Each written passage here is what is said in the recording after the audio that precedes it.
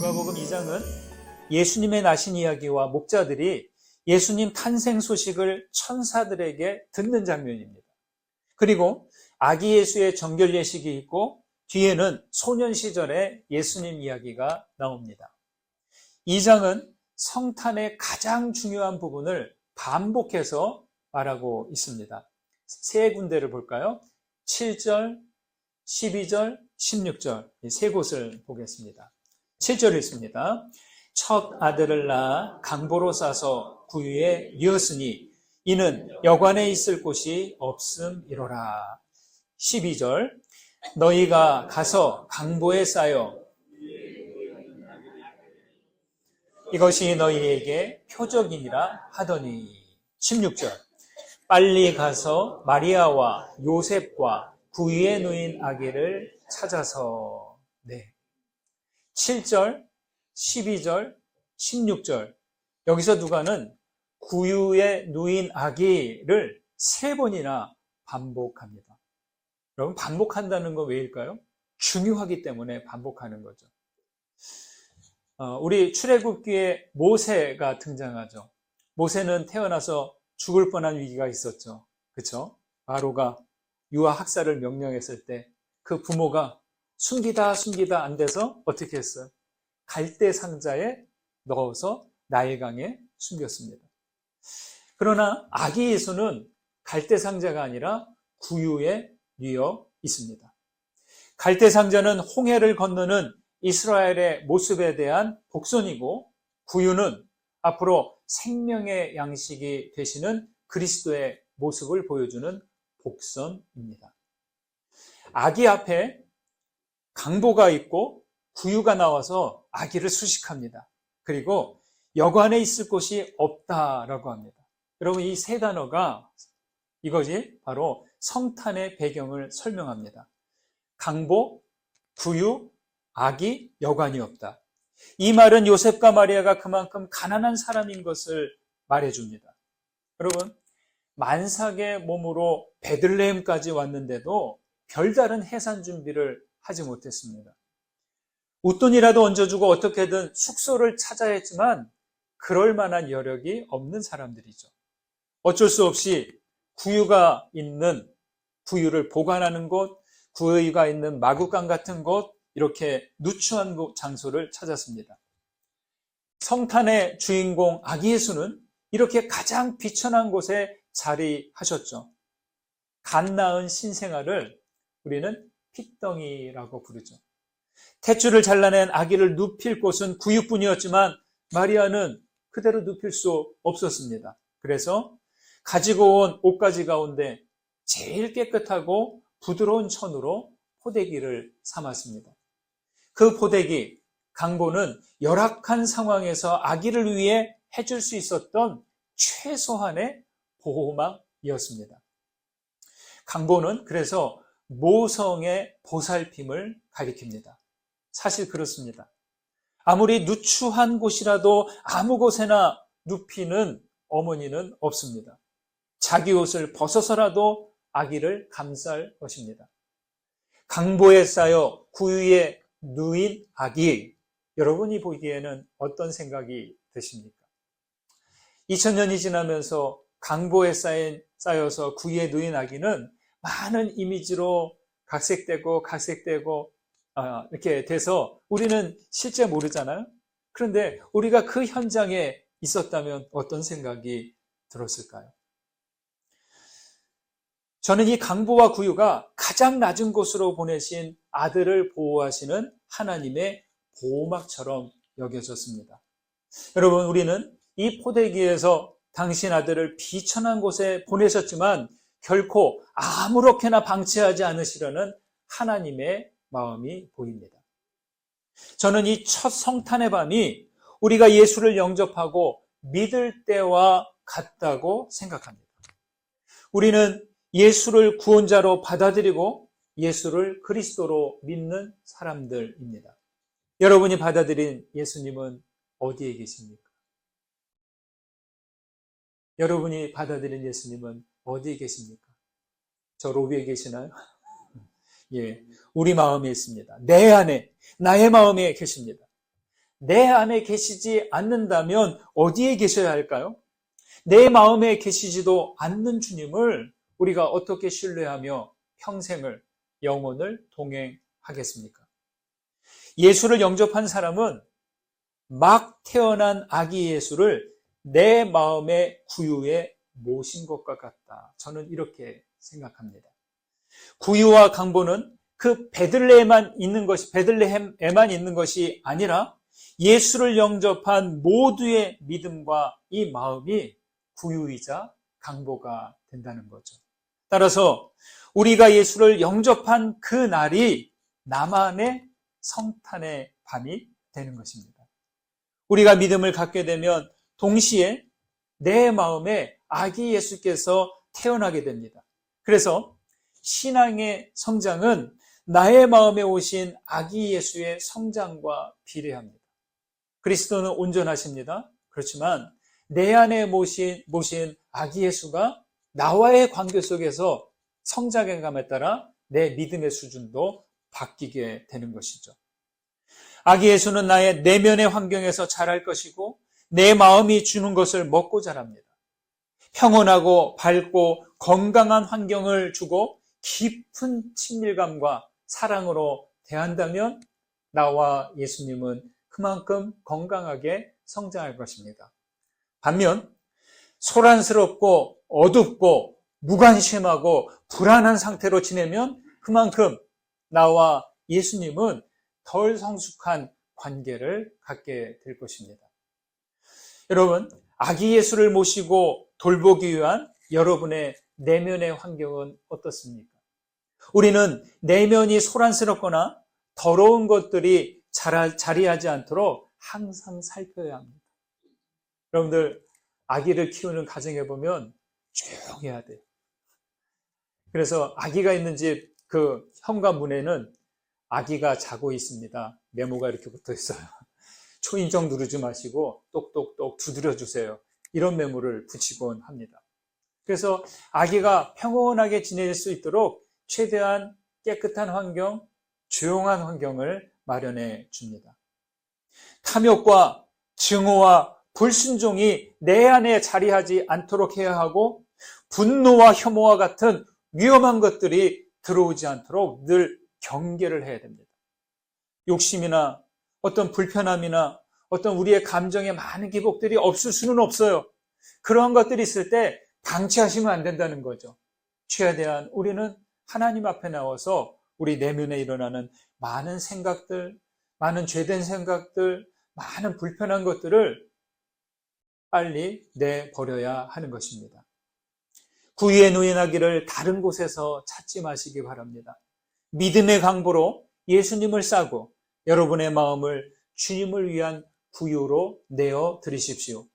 여러분 모두 그리스도와 깊은 신뢰와 사랑의 관계를 맺으면서 건강한 신앙으로 자라가시기를 주님의 이름으로 축원드립니다.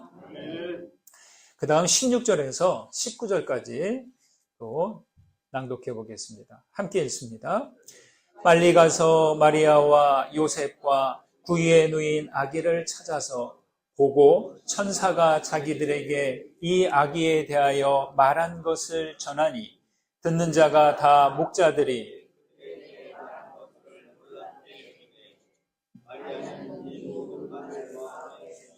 생각하니라.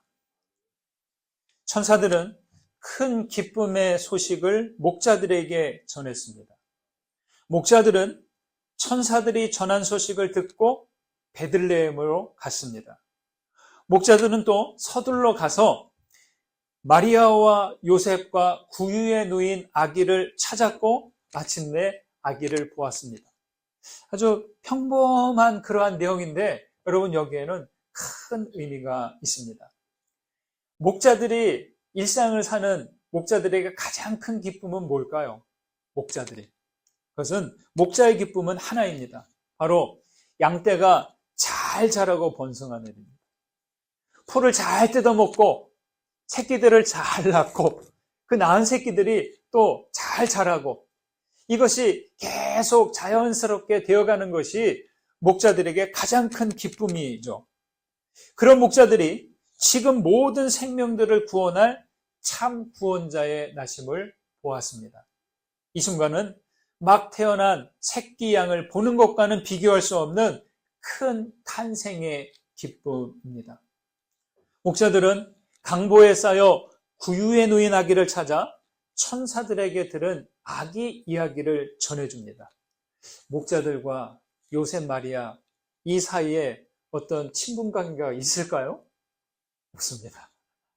그런데도 목자들은 다윗의 동네 베들레헴까지 와서 구유에 누인 아기를 찾았습니다. 그렇게 성가족에게 그 자기들이 들은 소식을 전하자 듣는 자가 모두 놀랍게 여깁니다. 놀랍게 여기다 했을 때 이 놀랍게는 이상하게 생각하다 이런 뜻이기도 합니다. 다들 놀랍게 여기지만 단 한 사람 마리아만 놀랍게 여기지 않고 그 말을 마음에 새기고 생각했습니다. 어째서 마리아는 그 말을 간직하고 마음에 새기게 되었을까요? 예수님의 나심은 사람들이 이해하기 힘든 방식으로 태어났습니다. 그때까지 요셉과 마리아는 주변 사람들에게 의심에 찬 시선을 받았을 것입니다. 요셉과 마리아가 같이 결혼해서 같이 살기 시작한 때 따져보니까 조금 이른 것 같아. 이 사람들 속도 위반한 거 아니야? 하면서 마리아를 의심하고 요셉을 의심하지 않았을까? 그러면서 마리아는 부정한 여인으로 정죄받을 수 있는 위험한 상태였고 요셉은 생각 없는 사람으로 놀림받을 수도 있었습니다. 그러니까 두 사람은 사람들의 시선을 의식하면서 숨기면서 지냈을 것이고 매일매일 불안과 두려움 가운데 막막하게 보냈을지 모릅니다. 그런 두 사람에게 그 아기가 태어난 날 목자들이 찾아와서 전해준 이야기는 어땠을까요? 아마도 이것은 커다란 확신과 위로가 되었을 것입니다. 마리아는 천사가 자기에게 전해준 수태고지 소식이 황당한 이야기가 아니었구나 하는 깨달음을 얻었을 것입니다.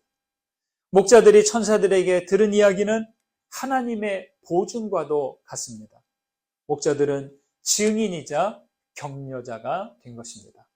자, 여인이 수태하고 9개월 동안 아이를 품고 출산하고 출산 이후에도 수년 동안의 양육 과정이 간단하지 않습니다. 그래서 이 양육 과정이 너무 힘들어서 우울감이 오는 사람들도 많죠. 사람이 태어나 스스로 앞가림하기까지 오랜 인내와 수고의 시간을 가져야 합니다. 이 부분을 이렇게 생각하다 보니까 오래전에 저희 어머님이 하셨던 말씀이 있어요. 내일은 내가 알아서 한다고 부모님이 이래라 저래라 하고 막 간섭하듯이 할 때 또 잔소리도 하고 막 그럴 때 자식들이 어느 정도 생각이 크고 잘하면 내일은 내가 알아서 한다고 신경 쓰지 말라고 막 좀 약간 불순하게 대합니다. 그럴 때 저희 어머님이 저한테 그러는 거예요. 지 혼자 큰 줄 알지? 이거 무슨 말씀인지 아시죠? 예. 우리들이 그렇습니다. 사람이 태어나 앞가림해 하기까지 그런 시간이 필요하다는 거예요. 그와 같이 저는 믿음을 갖고 영적으로 성장해 가는 일이 새 생명을 잉태하고 출산하고 양육해가는 과정과 같다. 그렇게 생각이 됩니다. 그래서 여러분, 믿음의 여정에서 신앙생활 가운데 불안과 의심이 생겨도 흔들리지 마십시오. 혼란스러운 상황에 접하고 시험과 미혹을 당해도 낙심하지 마십시오. 그 모든 일들을 받아들이고 기다리고 인내할 때 우리의 신앙은 그만큼 성숙해 간다는 것입니다. 동시에 우리 같이 공동체 생활을 하다 보면 저분은 왜 저래? 하고 좀 안타까울 때가 있잖아요. 기대한 만큼 좀 미숙한 모습을 볼 때, 그럴 때 우리 서로 너무 낙심하지 않으셨으면 좋겠습니다. 다 우리가 신앙 안에서 성장해 가는 과정이구나 하면서 너그럽게 바라보시고 또 받아들이시고 인정해 주시면 좋겠습니다. 여러분, 믿음은요, 나에게만 유익한 것으로 그치면 안 됩니다. 우리는 목자들처럼 서로에게 다가가 격려하고 위로할 수 있어야 합니다. 스포츠 경기를 보면 운동장에서 뛰는 선수들만 있지 않고 응원하는 관중들이 함께해야 경기다운 경기가 된다는 거죠. 여러분, 모든 운동이 그래요. 달리기든 축구든 야구든 어떤 운동이든 경기다운 경기가 되려면 달리는 선수들이 있어야 되고 그들을 지켜보면서 응원하고 격려하는 사람들이 있어야 됩니다. 함께하는 사람들이 없이 뛰는 경기는 얼마나 맥이 빠집니까? 천사는 다윗의 동네에 구세주가 태어났다는 소식만 전하지 않고 가서 강보에 쌓여서 구유에 누인 아기를 보라 라고 했고요. 목자들은 그 말 그대로 베들레헴에 가서 찾아서 보고 자기들이 들은 소식을 그대로 전해 주었습니다. 우리가 이 이야기를, 탄생 이야기 기사를 볼 때, 아, 그랬구나 라고 지날 수 있지만 이런 상황에서 본다면 이건 엄청난 놀라운 힘이 되죠. 여간방 따뜻한 곳이 아니라 누추한 구유에 누였지만 아기 예수는 그래도 목자들이 찾아와서 환영하는 격려를 받았어요. 마태복음에서는 누가 찾아왔어요? 동방박사들이 찾아왔잖아요.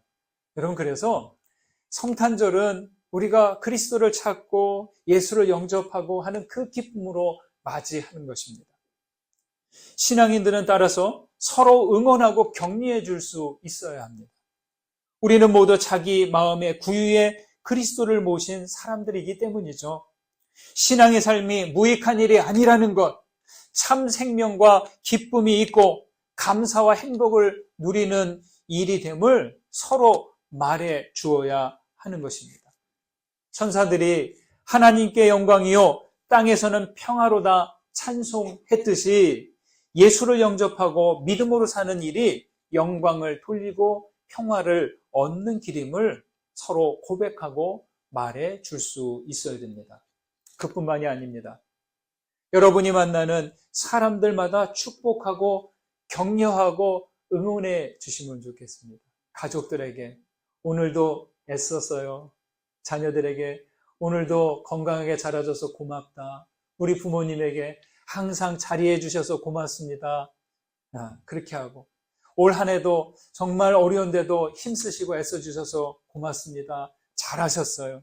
네? 사실은 잘 못해도 부족한 게 있어도 아쉬운 게 있어도 에휴 하면서 그러지 말고 그럼에도 불구하고 고생하셨습니다. 애썼습니다. 화이팅 해주는 것이 우리 그리스도인들이죠. 아이들을 축복하시고 청년들을 격려하시고 장년들의 수고에 존경을 보내야 합니다. 그렇게 우리는 힘든 세상을 서로 다독이며 북돋우며 살아가야 할 것입니다. 오늘은 예수님께서 나신 성탄절입니다. 고요한 밤, 거룩한 밤, 어둠에 묻힌 밤에 구원의 빛으로 주님께서는 오셨습니다. 예수님께서는 내 안에 계시기에 세상은 밤과 같아도 우리는 항상 어둡지 않습니다. 멀리서 예수님을 찾지 마십시오.